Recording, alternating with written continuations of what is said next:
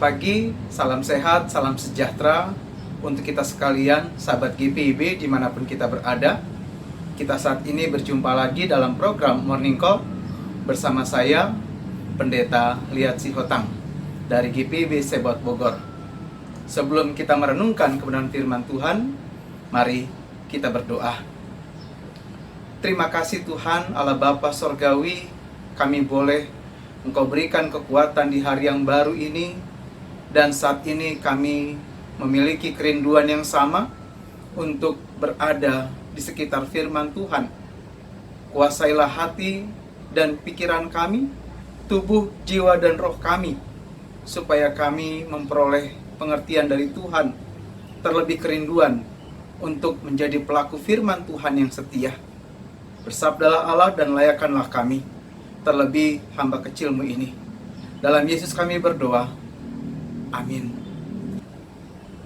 Bagian Alkitab yang kita akan baca renungkan di pagi hari ini, yaitu dari Ester pasal yang pertama, ayat 15 dan 16. Ester 1 ayat 15 dan 16, demikian firman Tuhan. Apakah yang harus diperbuat atas Ratu Wasti menurut undang-undang, karena tidak dilakukannya titah Raja Ahasveros yang disampaikan oleh sida-sida? Maka sembah memukan di hadapan raja dan para pembesar itu, Wasti sang ratu bukan bersalah kepada raja saja, melainkan juga kepada semua pembesar dan segala bangsa yang di dalam segala daerah Raja Ahasveros. Demikian pembacaan Alkitab. Terpujilah Kristus. Haleluya. Sahabat GPIB yang dikasihi Tuhan, kalau kita hidup dalam kebersamaan, tentu kita diperhadapkan dengan satu kesepakatan, dengan satu hal yang sering kita sebut dengan hukum. Satu hal yang itu harus dilakukan. Dan jika itu tidak dilakukan, tentu ada konsekuensi. Nah, ketika hukum itu pun dia bersifat tidak merata atau bersifat tebang pilih misalnya, ini pun akan menjadi satu hal yang tidak menertibkan sesama. Karena hukum dibuat supaya semua sama di mata hukum dan semua sama mengalami sebuah keadaan yang tertib. Yang kita baca saat ini adalah satu kisah ketika Raja Ahasveros sedang melakukan sebuah pesta, sebuah acara besar. Akan tetapi di situ ada keinginannya supaya Ratu Wasti itu ia datang mengenakan mahkota kerajaan, kebesaran, dan dalam pembacaan kalau di ayat sebelumnya, Ratu Wasti ini memiliki paras yang cantik, dan ini juga menjadi bagian yang menggambarkan tentang kemuliaan sang raja. Namun Ratu Wasti menolak. Ia tidak mau melakukan apa yang diminta. Disitulah kemudian Raja Ahasveros, ia murka, ia kesal, dan ia sangat tidak terima apa yang diperbuat oleh Wasti. Lalu kalau bacaan kita, kemudian di situ ada orang-orang yang dipandang sebagai orang-orang yang berhikmat.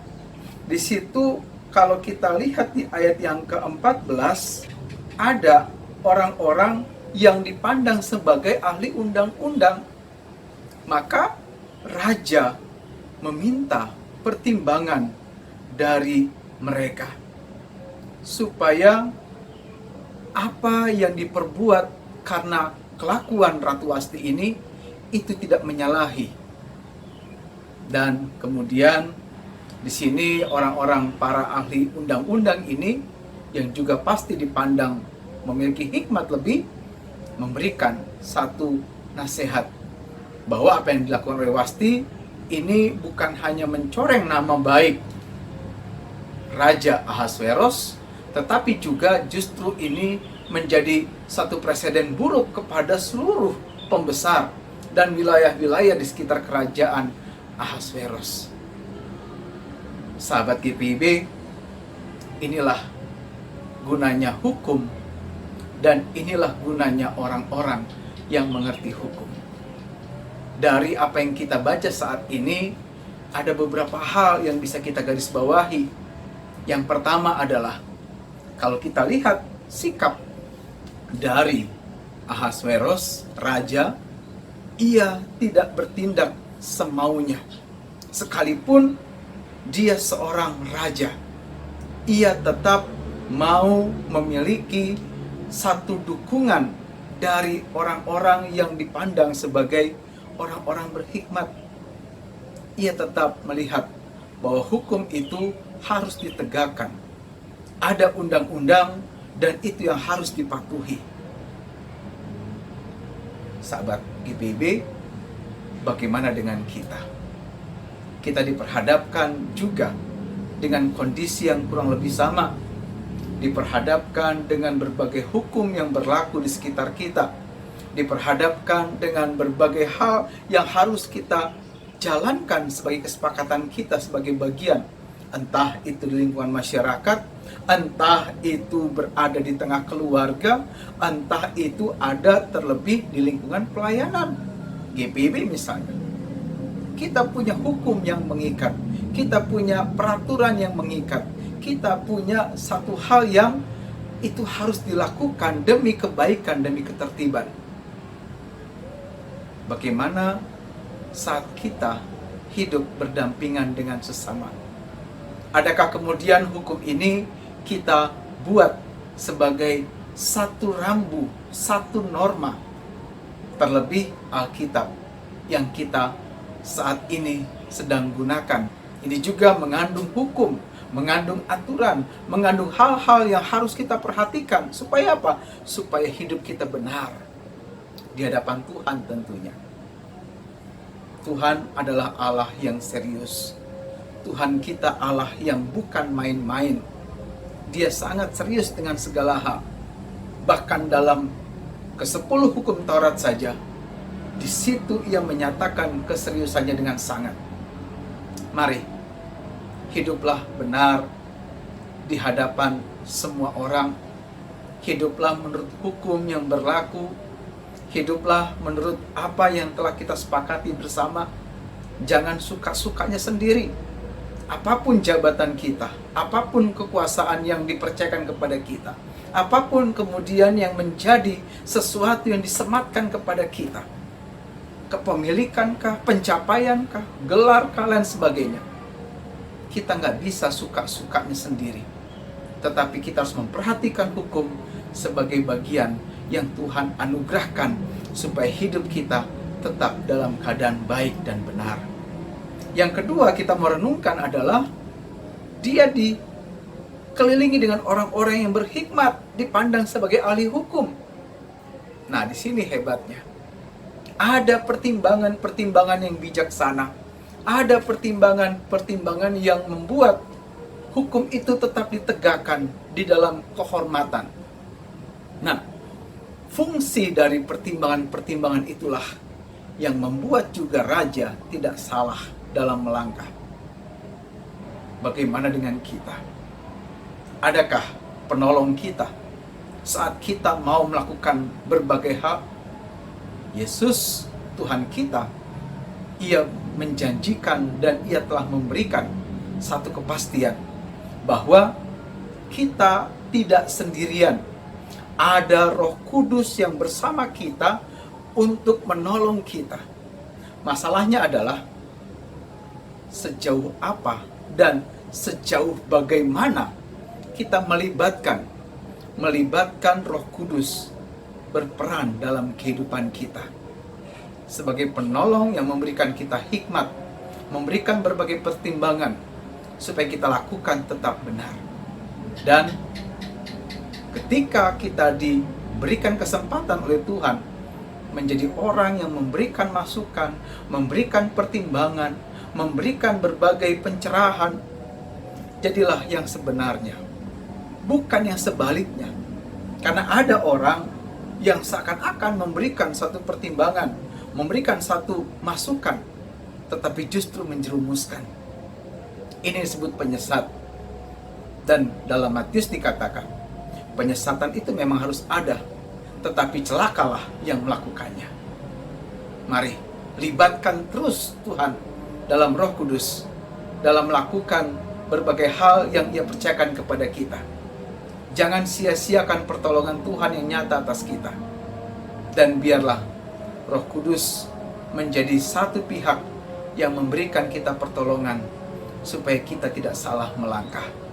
Dan tentu di dalamnya tetap patuhi peraturan, tetap berikan diri kita untuk dipimpin oleh hukum. Apalagi negara kita adalah negara hukum. Jadilah pribadi yang mencintai hukum, dan jadilah orang-orang yang memberikan pencerahan supaya keadilan itu boleh nyata untuk banyak orang. Terpujilah Kristus. Amin. Kita berdoa.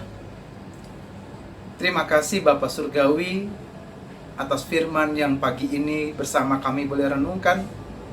Terima kasih buat kebaikan-Mu Tuhan yang terus mengingatkan kami supaya kami boleh menjadi pelaku firman Tuhan dan orang-orang yang mencintai hukum, terlebih hukum Tuhan, supaya kami tetap hidup benar di hadapan Tuhan dan sesama, dan terlebih saat Tuhan memberikan kami kepercayaan untuk menjadi solusi bagi banyak orang. Biarlah solusi itu adalah solusi yang sebenarnya, bukan yang diselubungi dengan niat-niat tidak baik, sehingga kami menggunakan kesempatan itu untuk menguntungkan diri kami sendiri. Biarlah kami memberikan pencerahan, sebagaimana kami juga berperan sebagai terang dan garam di mana Tuhan inginkan kami hidup dalam kebersamaan. Terima kasih Tuhan untuk apa yang boleh kami renungkan. Mampukan kami Tuhan untuk menjadi apa yang Engkau inginkan. Berkati mereka yang sakit, berkati mereka yang berduka, berkati mereka yang bergumul, berkati mereka yang menderita karena peperangan bencana alam. Tuhan tolong mereka Tuhan yang bimbang akan iman mereka. Dan kami menyerahkan semua gereja Tuhan di mana ada, terlebih GPIB yang tersebar di daerah-daerah pedalaman, pelosok-pelosok pedesaan, dan juga di berbagai kota. Dan biarlah kami boleh terus menjadi gereja Tuhan yang menghadirkan damai sejahtera bagi seluruh ciptaan Tuhan. Kami menyerahkan aktivitas kami di sepanjang hari ini. Biarlah Tuhan yang terus menjadi suluh di setiap langkah kami. Mohon ampun atas salah dosa kami Tuhan. Dengarkanlah doa kami, jadilah kehendak-Mu di dalamnya. Berkati mereka yang mengasihi kami, berkati juga mereka yang membenci kami. Semua doa ini kami bawa dalam Yesus Tuhan kami yang hidup. Amin. Demikian perjumpaan kita di dalam program Morning Call pada hari ini. Selamat beraktivitas dan tetap menjadi pribadi yang membawa kebaikan untuk sesama. Tuhan Yesus memberkati. Salam.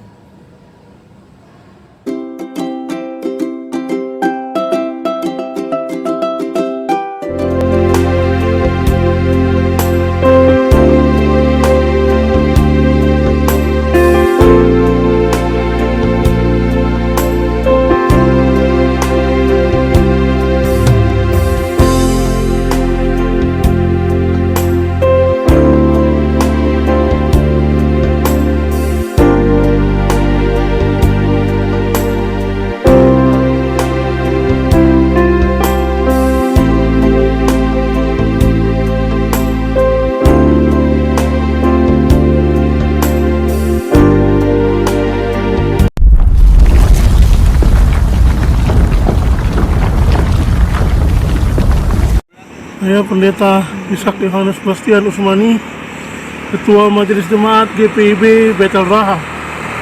Saat ini saya berada di Pospelkes Merimbano Tompa, wilayah paling timur pelayanan GPIB. Seperti Bapak Ibu saksikan saat ini, tahun yang lalu pagar dari Pospelkes Merimbano Tompa ini rubuh diakibatkan oleh curah hujan yang tinggi dan volume gempa. Oleh karena itu, pada kesempatan saat ini saya mohon dukungan doa dan juga dana agar kami dapat membangun kembali pagar Pospelkes Merimbano Tompa yang sudah rubuh ini, dan anggaran yang dibutuhkan sekitar 240 juta rupiah karena kami akan merubah kembali posisi pagar dari Pospelkes Merimbano Tompa ini. Dan saya berharap dengan dukungan doa dan juga dukungan dana dari Bapak Ibu, kami dapat membangun kembali pagar Pospelkes Merimbano Tompa ini supaya bisa menjadi bagus kembali, sehingga semuanya boleh mendatangkan kemuliaan bagi nama Tuhan.